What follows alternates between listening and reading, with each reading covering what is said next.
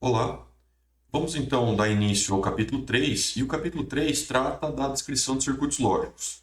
Nesse capítulo, o nosso interesse é cobrir esses tópicos que estão listados em tela, e esses tópicos eles visam, dentre outras coisas, introduzir as três operações lógicas básicas, que seria a operação OR, AND e NOT. A partir dessas operações, a gente consegue construir qualquer circuito lógico existente. Nós vamos também discutir como é que a gente pode descrever essas operações e construir tabelas verdade para essas operações OR, NOR, AND, NAND e NOT. A nossa ideia também é discutir um pouco sobre como obter expressões lógicas ou expressões booleanas que descrevem os circuitos lógicos. E a partir dessas expressões booleanas, a gente também pode implementar esses circuitos lógicos usando essas portas lógicas. Nós vamos começar discutindo o capítulo aqui. Um outro objetivo seria mostrar os teoremas da álgebra booleana e também utilizar esses teoremas para simplificar essas expressões lógicas que a gente vai obter descrevendo os diferentes circuitos lógicos. Mas ao final do capítulo, nós vamos tratar um pouquinho sobre a universalidade das portas NOR e das portas NAND. E a ideia aqui é que qualquer circuito lógico pode ser construído única e exclusivamente utilizando portas NOR e portas NAND. Por fim, para encerrar o capítulo, a gente comenta alguma coisa sobre o atraso de propagação que é inerente a esses circuitos lógicos. O que é importante a gente saber, né? Que a álgebra convencional ela não é adequada para lidar com circuitos digitais, uma vez que na álgebra convencional a gente trata de variáveis que podem assumir qualquer valor real. Por outro lado, no caso de circuitos lógicos ou circuitos digitais, a gente acaba caindo em situações onde as nossas variáveis elas podem assumir apenas valor 0 ou valor 1. E nesse contexto, a álgebra booleana ela acaba sendo uma ferramenta mais interessante. Afinal de contas, ela restringe ao caso onde as variáveis elas podem assumir apenas dois valores distintos, que seria 0 ou 1, nível lógico baixo ou nível lógico alto. A álgebra booleana ela foi proposta por George Boole em 1854, só que ela foi levada ao mundo dos circuitos digitais apenas em 1930 por Claude Shannon. A ideia é que a álgebra booleana ela introduza símbolos e operadores que são próprios dela. E com esses símbolos e operadores a gente consegue manipular as expressões lógicas, podemos simplificar as expressões e também entender qual é o comportamento lógico que aquela expressão está tentando implementar. Com essa álgebra booleana, torna-se possível descrever, manipular e simplificar essas expressões lógicas. Então, portanto, a álgebra booleana é uma ferramenta poderosa para análise, para síntese e para documentação de circuitos lógicos, assim como a tabela verdade, os símbolos que são utilizados no contexto de diagramas esquemáticos, os próprios diagramas esquemáticos e os diagramas de tempo, que caracterizam como que o sistema se comporta ao longo do tempo. Antes da gente seguir adiante e discutir especificamente sobre as expressões lógicas, vamos só contextualizar aqui o que seriam constantes e o que seriam variáveis booleanas. Essas constantes e variáveis booleanas, elas podem assumir apenas dois valores distintos, que seria o valor 0 ou o valor 1. Essas variáveis booleanas, 0 e 1, elas representam efetivamente um estado lógico, ou seja, um nível lógico. Eu não estou interessado exatamente em qual o nível de tensão que eu tenho naquele ponto do circuito. Eu estou interessado em saber se aquele nível de tensão, por exemplo, na faixa de 0 a 0,8 volts, representa o meu nível lógico 0, ou seja, o meu valor booleano 0, ou se aquele valor de tensão está na faixa de 2 a 5 volts e, portanto, isso representaria o meu nível lógico alto ou nível lógico 1. Outros termos são comumente usados como sinônimos desses níveis lógicos. Por exemplo, no caso do nível lógico 0, nós podemos falar que seria falso, baixo, desligado, não ou aberto. Qualquer termo desses aqui é utilizado para indicar esse nível lógico baixo. O que é comum aqui, né? É comum usar nível lógico 0 ou baixo. Isso é o mais usual. Quanto ao nível lógico 1, nós temos outros termos que são comumente utilizados de forma intercambiável, que seria verdadeiro, alto, ligado, sim ou fechado. Qualquer termo desses é válido para expressar que nós estamos nos referindo a um nível lógico que seria equivalente ao nível lógico 1. As entradas de um circuito lógico são usualmente denotadas por variáveis do tipo A, B, C, e usualmente nós vamos utilizar letras maiúsculas para expressar essa variável que está representando a entrada do meu circuito. E as saídas, que vai acabar adotando letras minúsculas do tipo X, Y, Z, e a partir dessas variáveis de entrada e de saída, eu consigo estabelecer relações lógicas que descrevem o comportamento daquele dado circuito. Os níveis lógicos dessas entradas, ou seja, dessas variáveis A, B, C e assim sucessivamente para as outras, determinam a qualquer momento quais seriam os níveis lógicos observados na saída de um circuito, por exemplo, ou das saídas caso esse circuito tenha múltiplas saídas. E para expressar essa relação ou essa lógica que aquele circuito está implementando, nós recorremos à álgebra booleana para relacionar as variáveis de entrada, por exemplo, A, C, D e assim por diante, e a variável de saída desse dado circuito. Observem aqui que eu trago um exemplo de uma expressão lógica que implementa ali algum circuito lógico, não sei exatamente qual é a operação dele, mas a ideia aqui é o quê? É ilustrar que essa expressão lógica ela pode ter tanto variáveis A, C, D, como ela também pode ter constantes. Por exemplo, eu estou operando aqui a variável A, fazendo uma operação OR ou com a minha constante zero. E essa constante zero poderia ser simplesmente um ponto no circuito onde foi feito um aterramento ali, né? O mesmo ocorre aqui nesse caso, né? Então nós temos uma variável C, poderia ser a variável de entrada, ali da porta de entrada. Ela está sofrendo uma operação de negação, ou seja, ela está sendo invertida. E sofrendo uma operação de OR com uma constante 1. Essa constante 1 representa um ponto no circuito, por exemplo, onde você ligou aquele terminal ao nível alto, por exemplo, ao VCC do teu circuito. O que é importante ter em mente? Que as variáveis booleanas, em momentos diferentes, elas podem assumir tanto o nível lógico 0 ou 1, e a combinação desses níveis lógicos vai produzir um dado efeito lá na saída. Por outro lado, as constantes booleanas, elas são pontos no circuito onde os níveis lógicos não se alteram. Ou seja, ou eles são o tempo todo 0, ou eles são o tempo todo 1. No contexto da álgebra booleana, nós temos, de fato, apenas 3 operações básicas, ou seja, 3 operações lógicas. E essas 3 operações lógicas seriam a operação OR, ou, a operação AND, ou e a operação NOT. Tradução poderia ser um não, ou uma negação. A ideia agora é que a gente discuta como que essas 3 operações funcionam ou se comportam, e a partir dessas 3 operações nós conseguimos construir, então, os nossos primeiros circuitos lógicos. Como que a gente faz a implementação desse circuito lógico? Utilizando aquelas operações OR, AND e NOT. No mundo digital, essas operações elas são realizadas por portas lógicas. Então, a operação AND, a operação OR e a operação NOT, ela é implementada por essas portas lógicas, que no caso do diagrama esquemático é dada por esses símbolos que nós temos. Então, um símbolo aqui de uma negação, um símbolo de uma porta ou o símbolo de uma porta AND.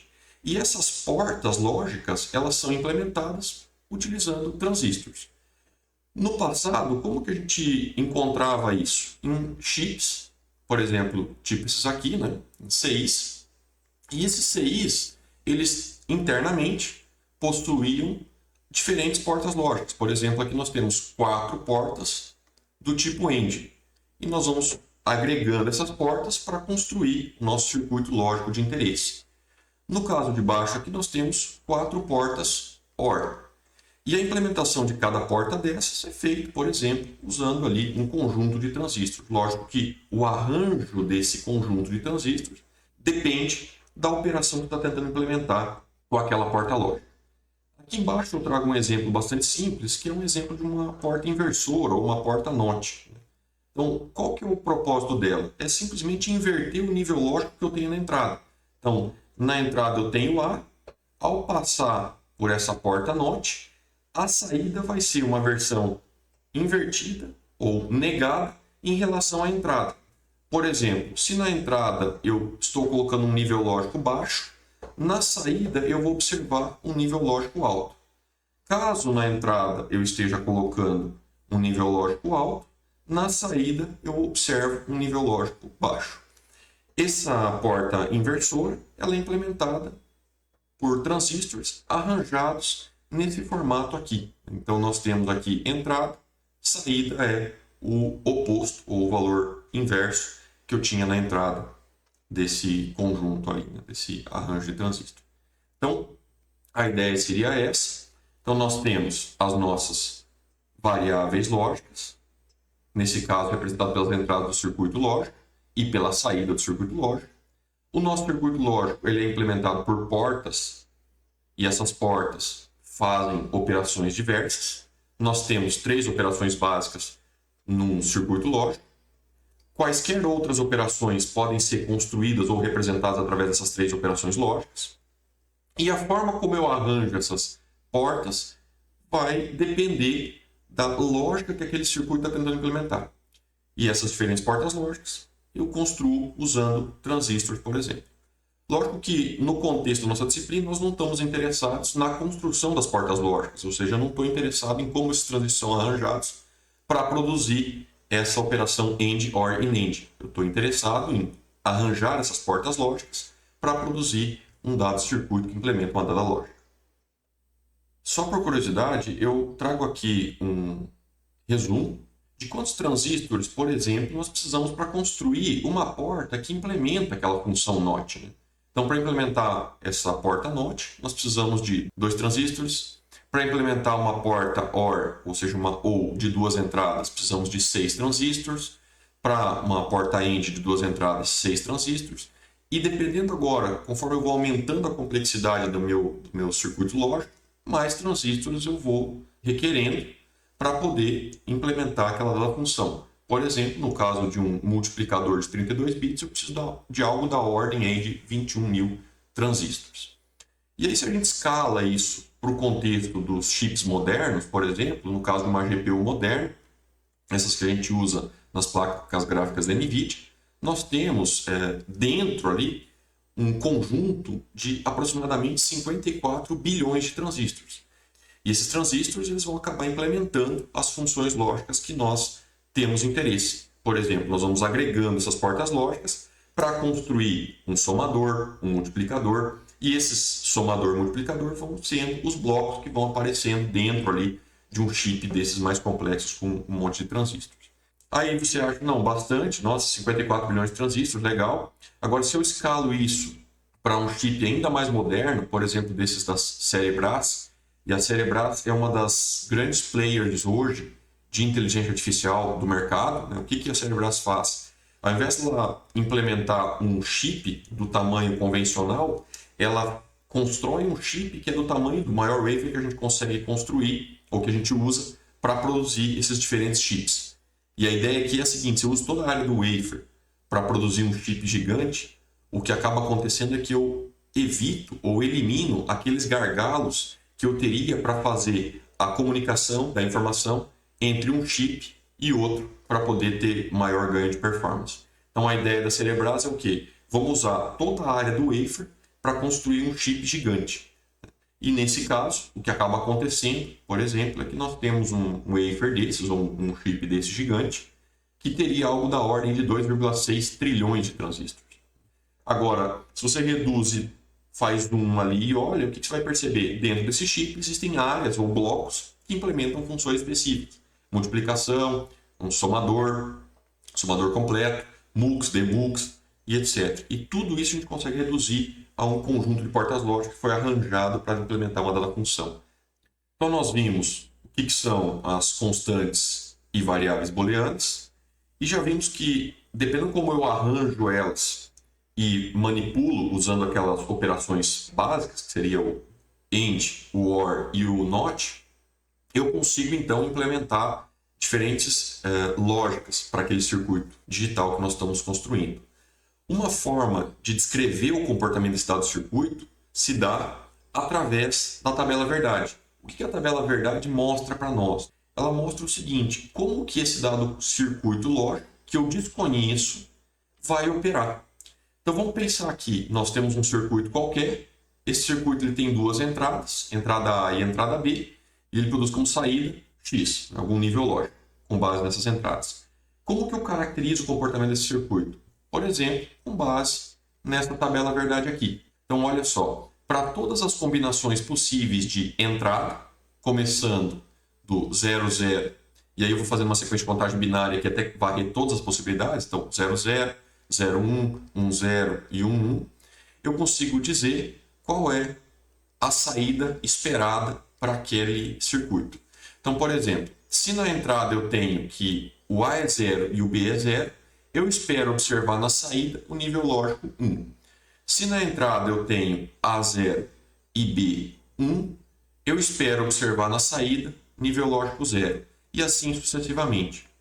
Essa tabela verdade, ela descreve como aquele circuito opera para todas as combinações possíveis para os valores de entrada. A lista de combinações possíveis, ela é uma sequência de contagem binária porque fica fácil construir uma tabela dessa forma. Você não vai esquecer nenhuma linha da tabela ou nenhuma combinação possível para as entradas. Caso o circuito ele tenha mais entradas, vamos pensar aqui que tivesse uma entrada C ou uma entrada D, bastaria adicionar aqui na tabela uma outra coluna C, uma coluna D e reescrever essa sequência de contagens considerando agora 4 bits. E aí, dependendo da combinação desses 4 bits, vai ter lá uma resposta esperada, uma resposta desejada. Portanto, o número de linhas que eu vou ter nessa tabela seria 2 elevado a nzão, sendo nzão o número de entradas que o meu circuito tem. Nesse nosso caso, nós temos entrada A e entrada B, então 2 elevado a 2, 4. Temos apenas 4 linhas aqui nessa nossa tabela. Se nós tivéssemos 4 entradas, 2 elevado a 4, teríamos então 16 linhas na nossa tabela. Entendido isso, a ideia é apresentar as 3 operações básicas e entender como que elas funcionam. A primeira operação que nós vamos tratar é a operação OR, ou operação OU. A operação OR ela é representada no contexto da álgebra booleana com esse operador de soma, mas aqui é importante entender que, embora o símbolo seja o mesmo adotado na álgebra convencional, a operação que esse símbolo implementa é diferente. Essa operação OR poderia ser expressa, então, usando a álgebra booleana dessa forma aqui. Então, a saída da operação é a nossa variável x, e como entrada nós temos a variável booleana A mais, ou B. Então, a leitura dessa expressão teria que ser x é igual a A ou B. Essa operação ela pode ser descrita utilizando essa tabela verdade aqui. Então, o que a gente observa? Que se na entrada A eu tenho 0 e na entrada B eu também tenho 0, isso vai produzir na saída do meu circuito, ou na saída da porta lógica, 0 também. Se eu tenho A igual a 0 e o B igual a 1, eu tenho como resultado 1. A igual a 1, B igual a 0, 1 também. Entrada A igual a 1, B igual a 1, eu tenho também como resultado 1. Ou seja, o nível lógico da saída é 1, caso alguma dessas entradas, seja A ou B, seja 1. Caso contrário, assume nível lógico 0. O símbolo adotado para representar essa porta OR é esse símbolo aqui. Então, observem que ele tem essa meia-lua aqui na cauda do símbolo e vai diferir um pouquinho do que a gente vai observar na porta END. Então, se eu encontrar no circuito uma porta desse tipo, onde ela tenha entrada A e entrada B, eu poderia escrever essa operação, ou seja, determinar uma expressão lógica que representa essa operação da porta OR, como sendo x igual a A mais B. E se eu tivesse uma porta lógica OR com 3 entradas, como que seria a saída desse circuito? Então, se eu tenho 3 entradas, a melhor forma de representar isso, de descrever como que esse circuito funciona, seria através de uma tabela verdade. Então, eu teria aqui A, B, C, e a nossa saída aqui seria x. Essa tabela verdade nós vamos construir pensando numa sequência binária de contagem. Então, eu teria 0, 0, 0, 0, 0, 1. E aí o que a gente sabe? Que essa porta OR, ela produz saída 1 se alguma das entradas for 1. Ou seja, basta o A, o B ou o C assumir valor 1, que a saída é 1. O único caso onde ela vai ter saída 0 é quando todas as entradas são 0, que seria só o primeiro caso aqui dessa linha. Então aqui nós temos 0. Todos os outros nós temos pelo menos 1 na linha. Logo, a nossa saída vai ser 1 em todos os demais casos aqui. Então, com isso, o que nós temos? A construção de uma porta OR, agora de 3 entradas. E 4 entradas? Vai ser o mesmo caso.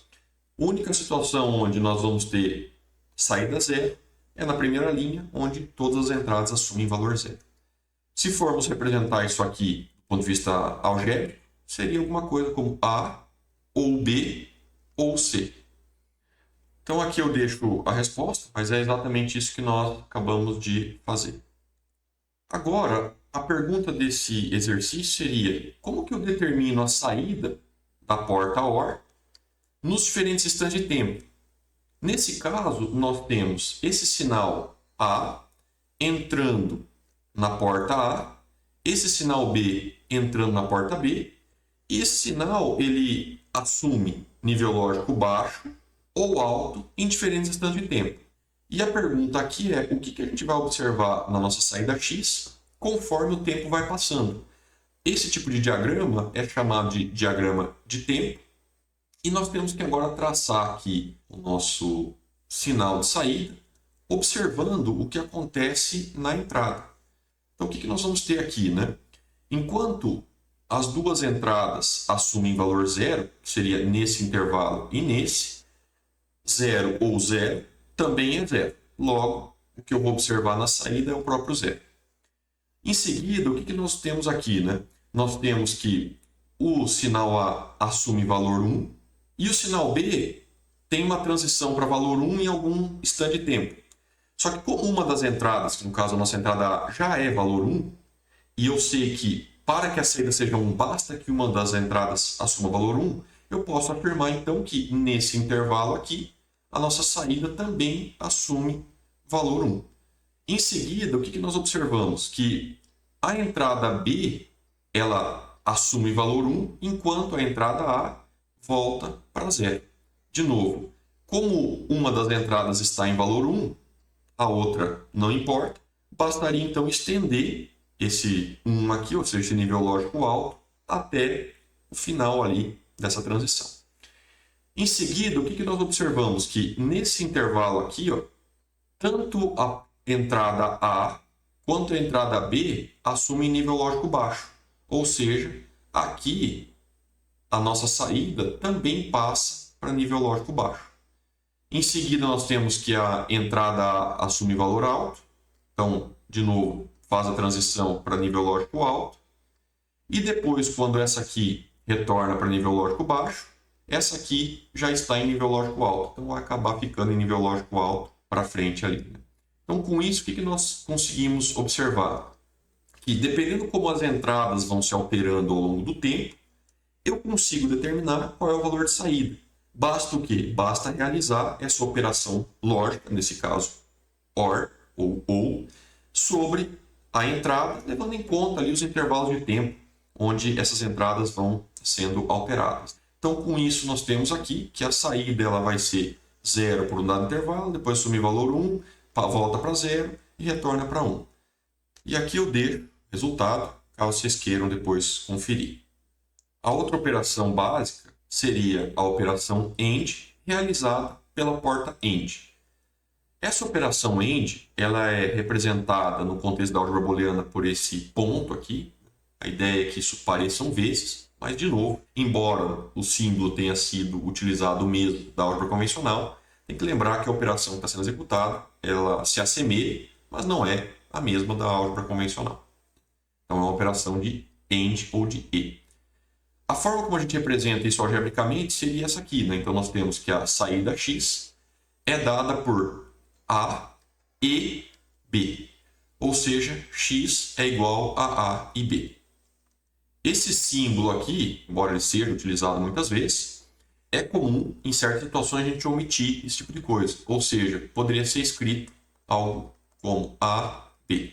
E você subentende que aqui no meio teria uma operação de AND acontecendo. Né? Por exemplo, aqui já é feito esse tipo de contração. Né? Essa operação AND, ela implementa essa relação aqui. Então, o que a gente observa? A gente observa que, pela tabela verdade, a única situação onde a saída é 1 ocorre quando ambas as entradas assumem valor 1. Caso contrário, o nível lógico observado na saída é sempre 0. Ou seja, se uma das duas entradas assumir valor 0, a saída é 0.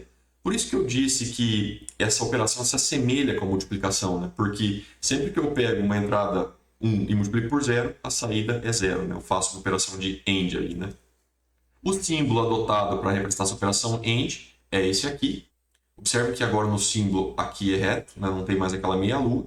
Então nós temos uma porta AND, duas entradas, e a saída seria representada por x igual a A AND B. E se eu tivesse uma porta lógica AND de 3 entradas, como que seria construída a saída? Nesse caso, novamente, partiria para a ideia de construir uma tabela verdade. E aí na tabela verdade, quando preenche todas as linhas, o que a gente vai perceber? Que apenas a última linha ela é composta por A igual a 1, B igual a 1 e C igual a 1, que vai resultar, então, 1 na saída. Todas as outras combinações, ou seja, todas as outras linhas acima dessa, sempre vai ter um 0 em alguma posição, ou mais de uma posição. Por conta disso, a saída seria 0. Ou seja, nesse caso, né, o que a gente observa aqui é que a única condição para que a saída dessa porta AND de 3 entradas assuma valor 1 ocorre quando todas as entradas também assumem valor 1. Nas demais situações, sempre tem um valor 0 na linha que vai implicar que a saída assuma valor 0. Com respeito ao diagrama de tempo de uma porta AND, o racional por trás é exatamente o mesmo que nós tínhamos no caso da porta OR. Então, o que a gente observa aqui? Né? Que a saída do circuito seria X. Esse circuito, ou seja, essa porta AND, tem duas entradas, A e B. E a ideia é determinar qual seria a saída observando, né, o que acontece aqui nos diferentes instantes de tempo. O que a gente percebe? Né? A gente percebe que até o intervalo T1, ambas as entradas são 0. Consequentemente, até o instante de tempo T1, a saída também vai ser 0.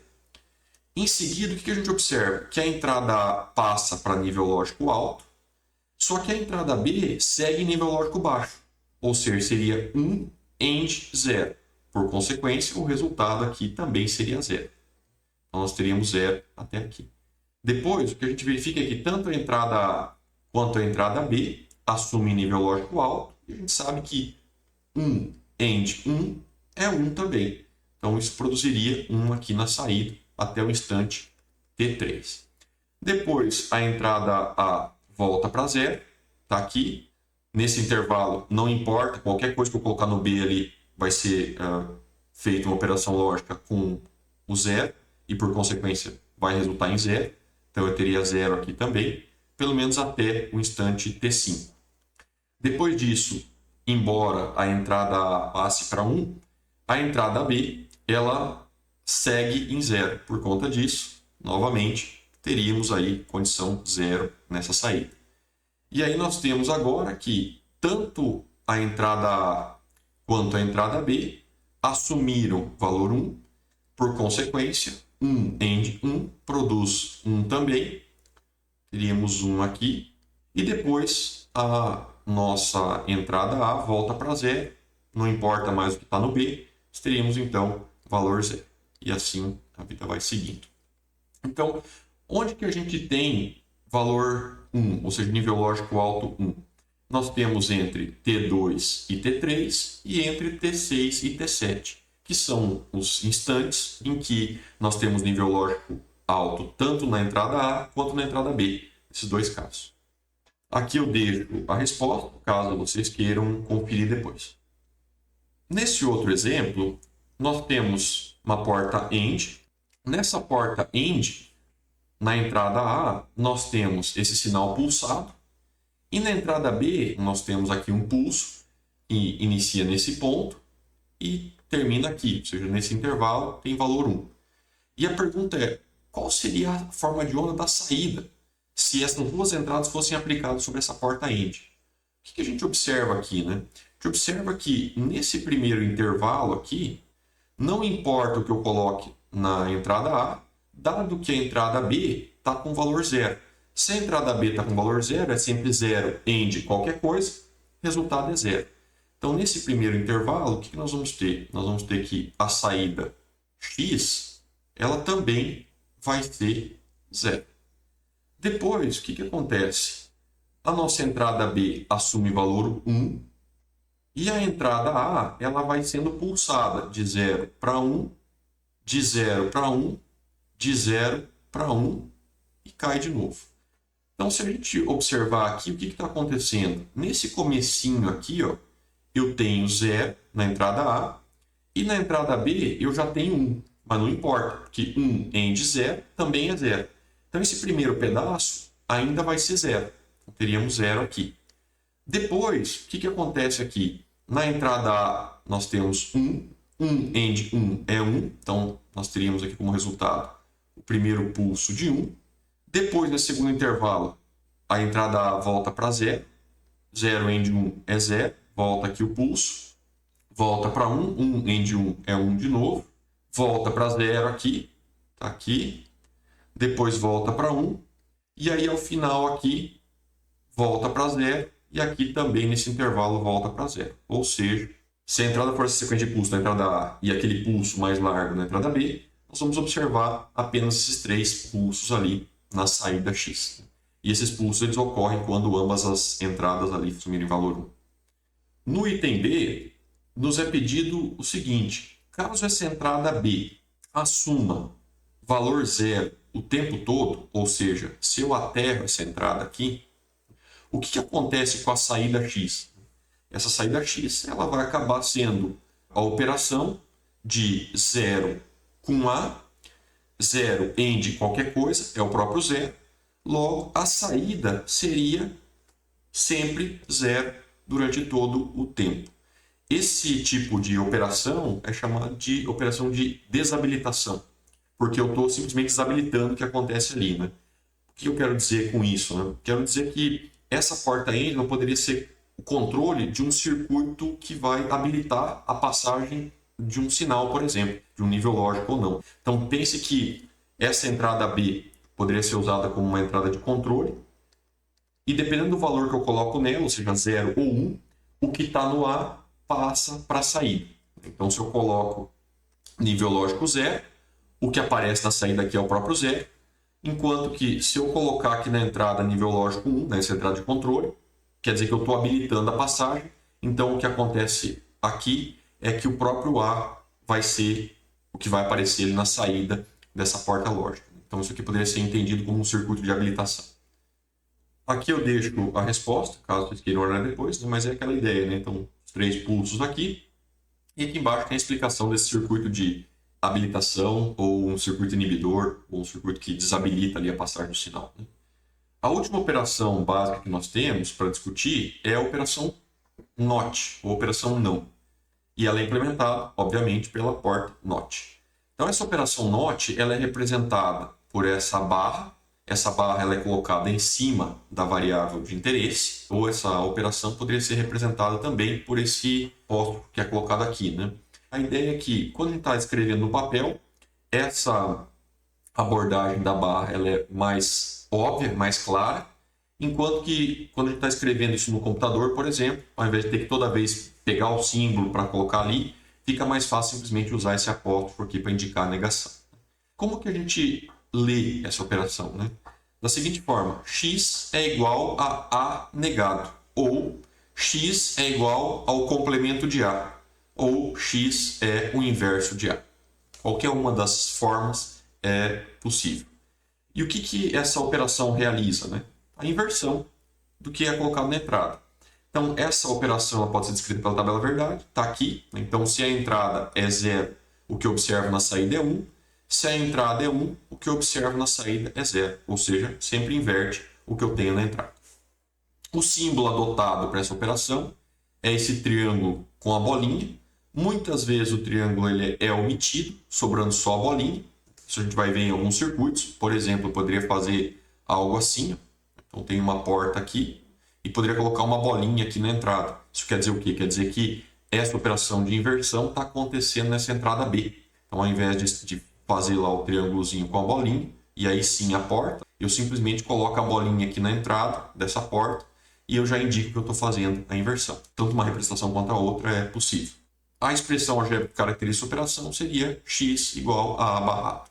Então, nessa operação, ou nessa porta, o x assume o nível oposto do aplicado na entrada.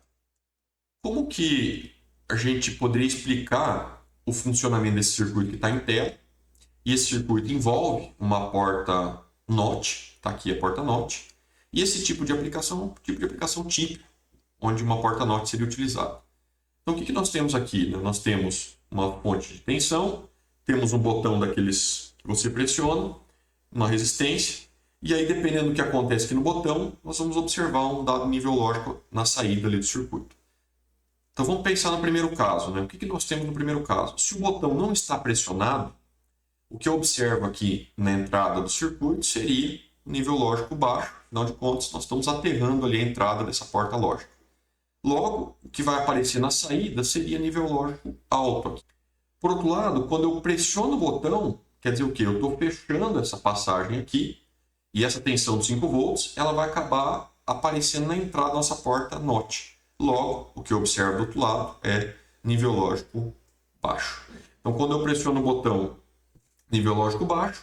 Quando eu deixo o botão não pressionado, nível lógico alto. Ou seja, esse circuito ele opera com a lógica inversa. Geralmente é quando eu aperto o botão, é nível lógico alto. E aqui nós construímos um circuitinho que opera o nível lógico inverso. Inclusive, esse tipo de operação com nível lógico inverso é o tipo mais típico de aplicação que a gente encontra aí nos diferentes circuitos que nós vamos observar aí na literatura. Então, nessa aplicação, quando o botão é pressionado, nós temos um nível lógico zero na saída da inversora. Então, é isso que nós temos que ficar ali capturando ou observando para definir se o botão foi ou não pressionado.